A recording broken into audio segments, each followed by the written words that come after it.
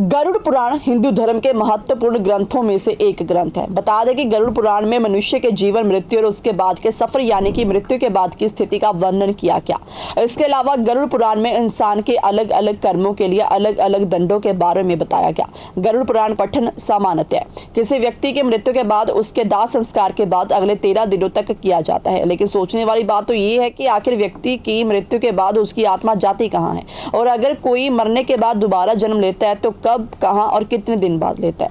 आइए इन सभी सवालों के जवाब जानते हैं। भोपाल निवासी ज्योतिषी एवं वास्तु सलाहकार पंडित हितेंद्र कुमार शर्मा से मृत्यु के बाद कहां जाती है आत्मा, इसके बारे में पूछा गया। गरुड़ पुराण के अनुसार किसी भी व्यक्ति के मरने के बाद उसकी आत्मा एक लंबा सफर तय करती है। सबसे पहले तो आत्मा को यमलोक लेकर जाया जाता है। इसके बाद यमराज के सामने उसके कर्मों का हिसाब होता है। अगर आपके कर्म बुरे हैं तो आपकी आत्मा को यमदूत सजा देते हैं। वहीं अगर आपके कर्म अच्छे हैं तो आपका सफर काफी आरामदायक रहता है। आपको बता दें कि मृत्यु के बाद आत्मा को यमराज तक पहुंचने के लिए करीब 86,000 योजन की दूरी तय करनी पड़ती है। बता दें कि पुनर्जन्म मृत्यु के 3 दिन बाद से लेकर 40 दिनों के अंदर हो जाता है।